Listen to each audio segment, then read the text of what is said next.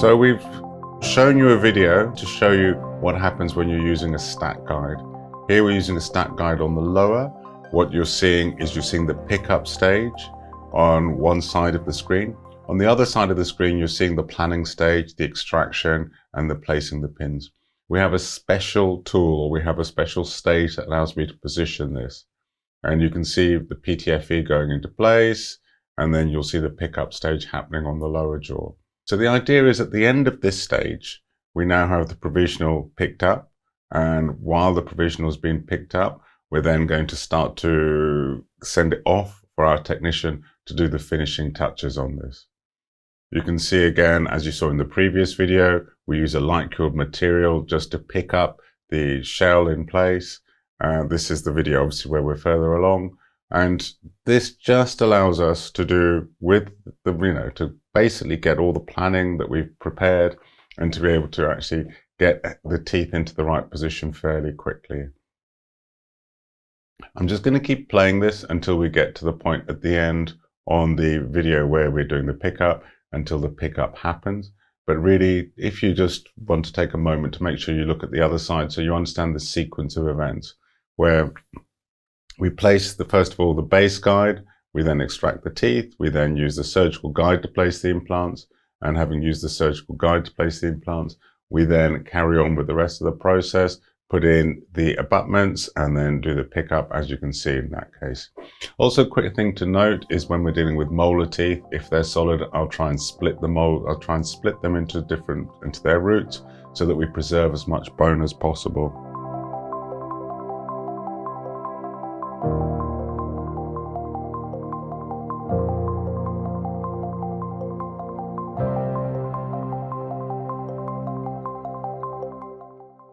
So you can see the pickup happening there on one side.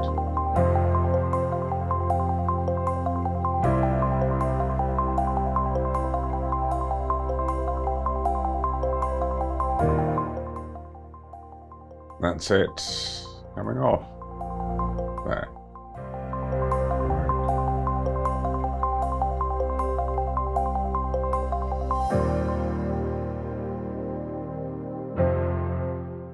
And then with the intraoral pickup, at the end of it all, you can see he'll just fill out any areas where I've got voids or deficiencies, where I've not picked the cylinders up properly. And he will also help me with the pickup. So you'll see this happening just here. Just from the close view.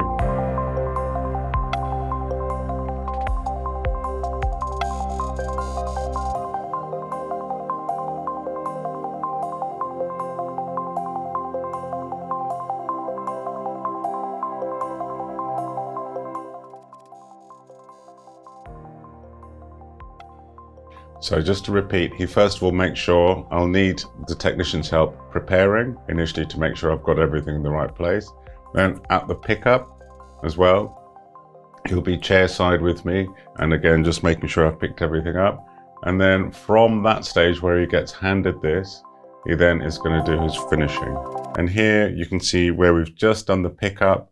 This is the bridge picked up. This is the provisional bridge having been tidied up by our technician. You can see here, this is the pickup that's done. This is a provisional bridge that's made. You can see we've got very narrow areas, just to point out.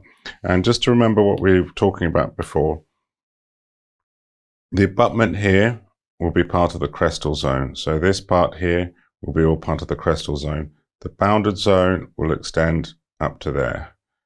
The aesthetic zone will extend up to there. And with each of these teeth, with each of these areas, that's what we're thinking about. We're thinking about ensuring that we listen to and respect that. You can see this is the provisional restoration in place. With the provisional restoration in place, one thing to point out on this particular one, you can see how we've dealt with the socket we talked about before, just there. We've put some biomaterial, we've put a membrane, a slowly resorbing membrane over the top of that. And we've now got a video where you're going to see how once we've made the provisional restoration, we've made it to the correct contours, we then go through the, having done the pickup, we then go through and we start the process of fitting the provisional restoration.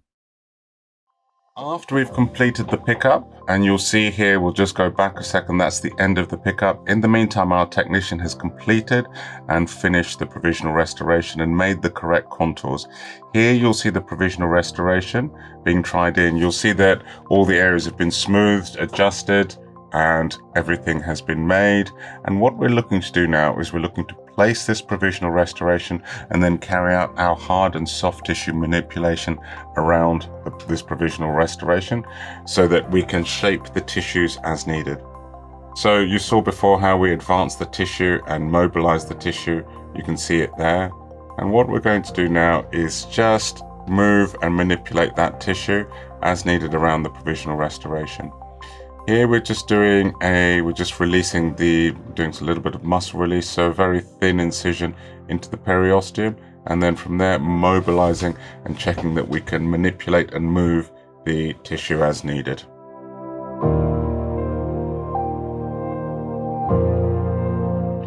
So again here just making sure we can mobilize, manipulate at the tissue. You'll see again the muscle release as we go around. So again, just getting into that initial layer of the periosteum and just mobilizing and releasing it. And you'll see the reason for this in a little while. So getting into the right layer of the soft tissue. In areas where we have sockets, we're going to use a biomaterial. In this case, I'm using an allograft. Other people use different materials. I like to use an allograft in these areas because of the properties and how it resorbs and how it creates bone. So into the gaps, I'm packing an allograft into these areas. Being careful to make sure I fill the sockets completely, but leave access to the screw access holes around the abutments. Where I have the type 2 socket, which we described before, again, packing an allograft into that, and I'll put a membrane on top of that, which you'll see in a second.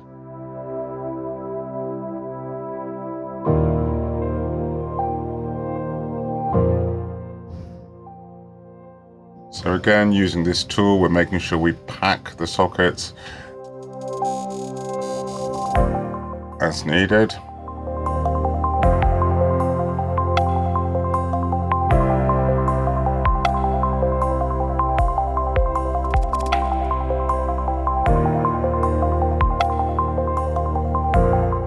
And where we need to, we also use a membrane. So where we've got the type 2 socket, you'll see we put a membrane around there, and that's how we deal with that dehiscence, that area where we had the small dehiscence.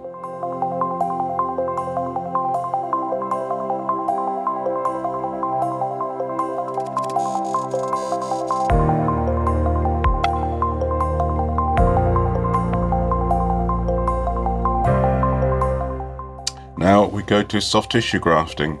The donor sites I'm picking here are the palate, and here we're using the Zucchelli technique. In some patients, there's also the option of going for the tuberosity in this case, in areas like this. And if we go for the tuberosity as well, this gives us again another source of connective tissue. In this particular patient, the tuberosities didn't have a good enough volume of tissue for us to go for.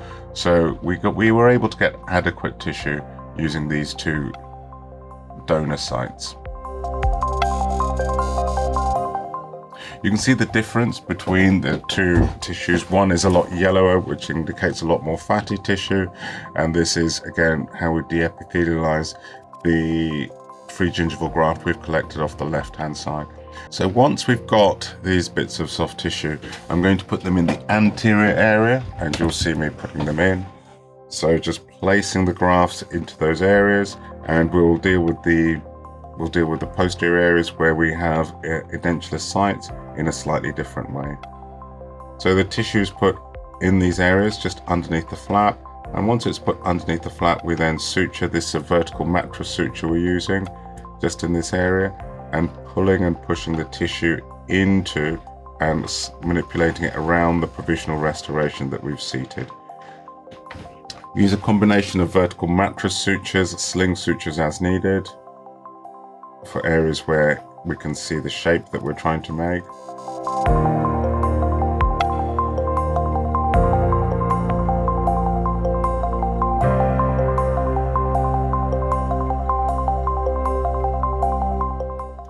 just tucking and manipulating the tissue as needed. Now, in areas where we have affected dentular sites where we don't have sockets and we've got quite thick tissue, because we've made the incision along the palatal aspect of where the bridge is going to be, we have an excess of tissue, but we need to manipulate this. We shape the tissue a little bit like the emergence of the pontic, as you can see there. So we just cut away a little bit of the tissue, mostly the epithelium, because if we can take off the epithelial layer and take off the keratinized tissue, we're able to manipulate it a little bit better. Once we've removed this, we try and create the shape of the papilla in this mesial aspect. So just removing some of the tissue because we have a slight excess of tissue here. Once we've done that and we can easily manipulate the tissue, we again suture underneath the provisional. Now here we grab two sides, as you can see, of this, and we're going to effectively try and roll this, combine this with a vertical mattress suture and a roll with this technique. So you'll see me first of all grab two sides of the buccal aspect of the flap, go underneath the provisional restoration, and here as we go underneath, we will then come back, get a bite of the tissue on the palatal, come back through, and again get similarly on our way back out a similar bite of the buccal tissue here. Now once we've done that, we're effectively doing a vertical mattress suture and pushing and pulling the tissue, and in doing this we're able to manipulate the tissue up, push it underneath the pontic and roll it round to get thicker tissue in this area. It's not always necessary to do this. You can see a slightly different variation here, and the reason for this variation is I didn't have quite as much tissue to move and manipulate in this area. So you can see how we're able to push and pull and manipulate the tissue in these edentulous areas, and in pushing it in this way in these edentulous areas, we're able to roll and shape the tissue. Gets a little bit tricky near the end of near the edge of the flap. So here again we're pushing and pulling, and this is more of a sling suture that we're doing here.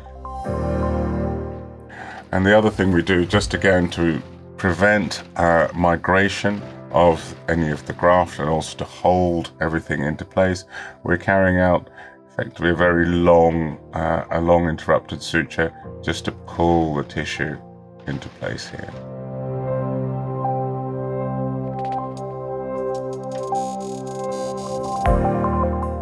And you can see here, once we've carried out the suturing, you can see we've managed to push, pull and manipulate the tissue in and around. We've also carried out treatment on the lower. That's for another day to discuss, but really the focus of today's talk is the upper restoration. So you've just seen the video about how we've dealt with this. You've seen this is the provisional restoration. You can see the sutures around it. You can see where we've pulled and pushed and manipulated the tissue using the 3 or 4 different types of suture around there. We've actually put, again, soft tissue in and around some of the areas. You can see here, again, views of the left and right, the post-op panaural radiograph. This is the patient at a 2-week review. This at a 4-week review. This at about an 8-week review. So although we have some areas where we've had some change in terms of the shape of the teeth, we'll be able to engage some of those with any minor changes to the shape of the final restoration, or we would manage that with a second provisional, potentially a second provisional restoration. You can see the lady there, and you can see her smiling. So again here, there's a little bit of room just to move with either a second provisional with the final, just to push those upper teeth a little bit further apically, and in doing that, manage the areas where we might have just a little bit of where we've got, again, some of the black triangles, but that will be dealt with when we come to making either a second provisional or a final.